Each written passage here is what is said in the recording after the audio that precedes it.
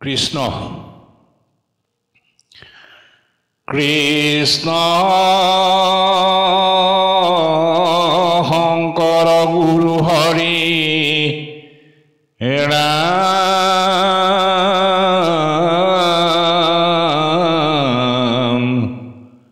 কৃষ্ণ শংকৰ গুৰু হৰি ৰাম ৰাম ৰাম ৰাম ও নমো ভগৱতে বাসুদেৱায়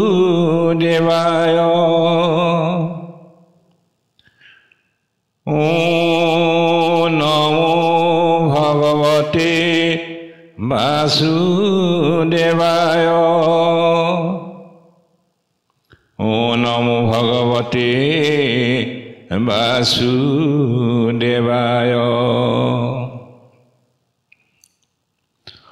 পৰম কৃপালু বাপ বান্ধৱ আই মাতৃ আৰু ভকত বৈষ্ণৱবৃন্দ আপোনাসৱৰ পদধূলি শিৰোগত কৰি আমি মহামৰুষমতীয়ে ধাৰাবাহিকভাৱে আগবঢ়াই অহা প্ৰভু ভগৱন্ত কৃষ্ণৰ বাংময় মূৰ্তি শ্ৰীমদ ভাগৱত শাস্ত্ৰভাগীৰ পাঠ আৰু আলোচনাৰ 121 নম্বৰ খণ্ডটিলৈ আপোনাসৱৰ শ্ৰীচৰণত প্ৰণাম জনাইছোঁ। এইখিনিকে আগবঢ়াব যাওঁতে কিবা যদি ভুল ত্ৰুটি ৰৈ গৈছে আপোনাসৱে নিজ গুণে আমাৰ অপৰাধ ক্ষমা কৰিব। আমাৰ উদ্দেশ্য আপোনাসৱক জ্ঞান দিয়াৰ বাবে নহয়, আপোনাসৱক জ্ঞান দিব পৰা শক্তি আমাৰ নাই। কেৱল মাত্ৰ ভাগৱত শাস্ত্ৰৰ ভিতৰত কি কি কথাবোৰে স্থান পাইছে বা ভাগৱততনো কেনেকুৱা কি কথা আছে সেইবোৰ অৱগত কৰাহে। এই কথাবোৰকে আগবঢ়াই গৈ থাকোঁতে আমি আহি তৃতীয় স্কন্ধ অনাদিপাতন পাঠভাগৰ প্ৰথম অধ্যায়ৰ শেষত উপনীত হৈছোহি। অৰ্থাৎ আজিৰ পাঠভাগ তৃতীয় স্কন্ধ অনাদিপাতন প্ৰথম অধ্যায়। এই অধ্যায়ৰ মূল বিষয়বস্তু হ'ল সৃষ্টি তত্ত্ব। যোৱা খণ্ডটিত জম্বুদ্বীপৰ লগতে অন্য ভূখণ্ডৰ পৰিচয় সম্বন্ধে শুকদেৱে ৰজা পৰীক্ষিতক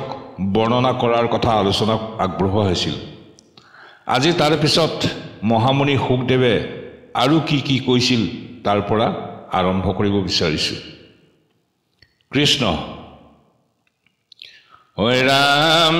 এহি নৱ বৰিষক হিলু হবে সীমা শুনা ভাৰতৰ যেন পৰম মহিমা যাহাক কহন্ত শুক মহামুনি বৰে নাহি পুণ্য ভূমি আৰু ভাৰত পৰে এহি নৱ বৰিষ কহিলো হবে সীমা শুনা ভাৰতৰ যেন পৰম মহিমা যাহাক কহন্ত শুক মহামুনিবৰে নাহি পুণ্যভূমি আউৰ ভাৰতত পৰে। মহামুনি শুকদেৱে ৰজা পৰীক্ষিতক কৈছে, মই তোমাক জম্বুদ্বীপত থকা 9খন বৰ্ষৰ কথা বৰ্ণনা কৰিলোঁ। এতিয়া তোমাক সেই 9খন বৰ্ষৰ ভিতৰত ভাৰতবৰ্ষখনৰ মহিমাৰ কথা কওঁ শুনা। ভাৰতৰ বাদে পুণ্য অন্য দেশ বা ভূমি পৃথিৱীত ক'তো নাই। হে ৰাম ভাৰতৰ নৰে অপ্ৰয়াসে ধৈ গতি যদি একচিতে কৰৈ অহৰিত ভকতি ভাৰতত জন্ময়াতি কালত অধিক যেন তেন মতে মাত্ৰ ভজুক হৰিক ভাৰতৰ নৰে অপ্ৰয়াসে সাধৈ গতি যদি একচিত্ৰে কৰৈ হৰিত ভকতি ভাৰতত জন্ম আতি কালত অধিক যেন তেন মতে মাত্ৰ ভজুক হৰিক অৰ্থাৎ ভাৰতবৰ্ষত জন্ম লোৱা মনুষ্যই সহজতেই পৰম গতি লাভ কৰিব পাৰে যদি লোকসকলে একান্ত চিত্তে হৰিক ভকতি কৰে ভাৰতত জন্ম পোৱাটোৱেই অতি শ্ৰেষ্ঠ জন্ম আৰু জন্মলৈ যেনে তেনে মাত্ৰ হৰিক ভজনা কৰা ৰামে এতেকে পৰম গতি হন্দেন্ত নাৰায়ণে নুজুৰয় ভাৰতক চৈধ্যয় ভুৱনে হেন জম্বুদ্বীপ নৱ বৰিষহিত ঈশ্বৰ ইচ্ছায়ে কৈলা প্ৰকৃতি নিৰ্মিত এতেকে পৰম গতি দেন্ত নাৰায়ণে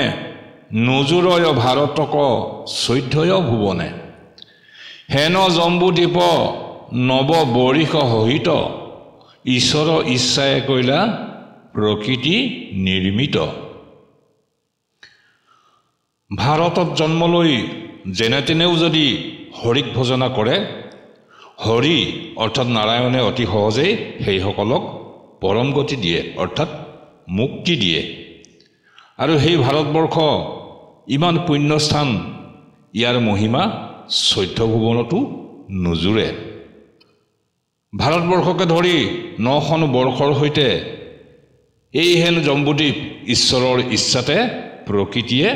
নিৰ্মাণ কৰিছে হে ৰাম জাত নৱ মূৰ্তি হৰি কৰিছানি বাস সবাতোই অধিক জম্বু দ্বীপ কাষ দীঘে প্ৰস্থে এক লক্ষ্য প্ৰহৰ প্ৰমাণ স্বৰ্গটোই অধিক জম্বু দ্বীপ মহাস্থান জাত নৱ মূৰ্তি হৰি কৰিছা নিবাস সবাতো অধিক জম্বুদ্বীপ পৰকাশ দীঘে প্ৰস্থে এক লক্ষ্য প্ৰহৰ প্ৰমাণ স্বৰ্গতো অধিক জম্বুদ্বীপ মহাথান এই জম্বুদ্বীপৰ 9খন বৰিষত 9টি ৰূপ ধৰি হৰিয়ে বাস কৰে ভাগৱত শাস্ত্ৰমতে ভগৱানৰ সেই 9টা ৰূপ হ'ল ভদ্ৰাস্য বৰ্ষত হয়গ্ৰীৱ কেতুমাল্য বৰ্ষত কামদেৱ ইলাবৃত বৰ্ষত শিৱ কুৰু বৰ্ষত বৰাহ কিমপুৰুষ বৰ্ষত ৰাম হৰি বৰ্ষত নৰসিংহ হিৰণ্যক বৰ্ষত কুৰ্ম ৰম্যক বৰ্ষত মৎস্য আৰু ভাৰতবৰ্ষত নৰনাৰায়ণ সেই জম্বুদ্বীপৰ দীঘলে আৰু বহলে 1,00,000 সমান আৰু ই স্বৰ্গতকৈও অধিক মহান স্থান এৰাম বেঢ়ি আছে চতুৰ্ভীতি লবন সাগৰে প্লক্ষ নামে দুনাই দ্বীপ হৈ আছে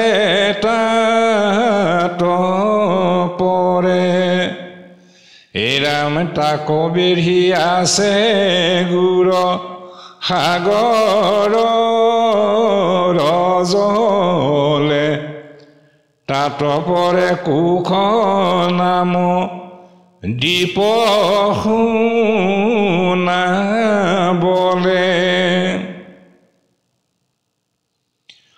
বেঢ়ি আছে চতুৰ্ভীতি লবন সাগৰে প্লক্ষ নামে দুনাই দ্বীপ আছে তাত পৰে তাক বেঢ়ি আছে গুৰ সাগৰৰ জলে তাত পৰে কুশ নাম দ্বীপ শুনাবলে সেই জম্বুদ্বীপক চাৰিওফালে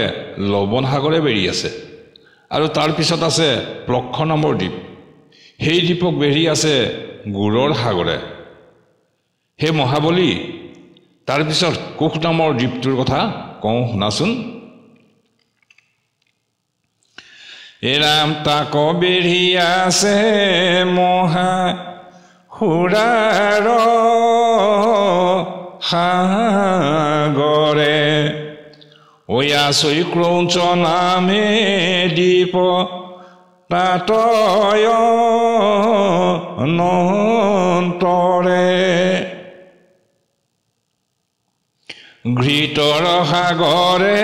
তাকে বেঢ়ি চৌভীতি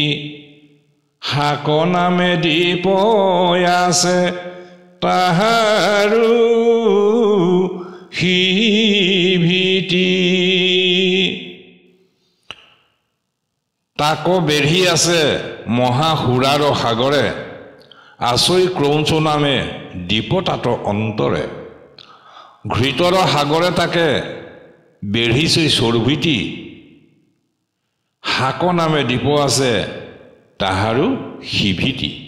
অৰ্থাৎ সেই কুশ নামৰ দ্বীপটোৰ চাৰিওকাষে বেঢ়ি আছে সুৰাৰ সাগৰে তাৰ পিছত আছে ক্ৰৌঞ্চ নামৰ দ্বীপটো সেইটো দ্বীপক আকৌ চাৰিফালে আগুৰি আছে ঘৃতৰ সাগৰে আকৌ তাৰ সিফালে শাক নামৰ দ্বীপটো আছে দধিৰ সাগৰে বেঢ়ি অয়াচৈ চতুৰ্ভীতি অয়াচু ভুঞ্জিবে যাক দেশন্তে ত্ৰিপীতি শালমলী দ্বীপে কয় আৰু অয়াচৈ তাত পৰে তাকো বেঢ়ি আছে মহা দুগ্ধৰ সাগৰে দধিৰ সাগৰে বেঢ়ি আচৈ চতুৰ্ভীতি আচু ভুঞ্জিবে যাক দেশন্তে ত্ৰিপীতি শালমলী দ্বীপেক আৰু আচৈ তাত পৰে তাকো বেঢ়ি আছে মহা দুগ্ধৰ সাগৰে সেই শাক নামৰ দ্বীপটো আকৌ চাৰিফালে বেঢ়ি আছে দধিৰ সাগৰে যাক দেখিলে বা পান কৰিলে যেন অমৃতৰ দৰে তৃপ্তি লাগিব তাৰ পিছত শালমলী নামৰ দ্বীপটো আছে তাক আকৌ বেঢ়ি আছে মহা দুগ্ধৰ সাগৰে হেৰাম প্ৰকাশে পুষ্কৰ দ্বীপ অতাৰু চাৰিকাছে তাক জল সাগৰে চৌভীতি বেঢ়ি আছে হেৰাম সাতু দ্বীপ সাতু সাগৰয়ে হিথিতি দুগ্ধ দুগুণা কাঞ্চন ভূমি অয়াচৈছ তোৰ ভীতি প্ৰকাশে পুষ্কৰ দ্বীপ তাৰো চাৰি কাছে তাক জল সাগৰে চৌভিতি বেঢ়ি আছে হাতু দ্বীপ হাতু সাগৰৰ এহি থিতি দুগুণা কাঞ্চন ভূমি আচৈ চতুৰ্ভীতি তাৰ পাছত পুষ্কৰ দ্বীপ সেই দ্বীপক চাৰিওফালে জলৰ সাগৰে আগুৰি আছে মই তোমাক হাতু দ্বীপ আৰু হাত সাগৰৰ স্থিতিৰ বিষয়ে জনালো সেই দ্বীপসমূহৰ মাটি দুগুণে সোণ বৰণীয়া আৰু সেই মাটিত যথেষ্ট সোণ পোৱা যায় কৃষ্ণ পৰম কৃপালু বাপ বান্ধৱ আই মাতৃ ভকত বৈষ্ণৱবৃন্দ আজিৰ পাঠ ইমানতে সামৰিছোঁ আপোনাসবক কৃপালু ভগৱন্তই কৃপা কৰক কুশলে ৰাখক তাৰেই প্ৰাৰ্থনা জনাইছোঁ কৃষ্ণ ঔ হৰি ঔ ৰাম কৃষ্ণ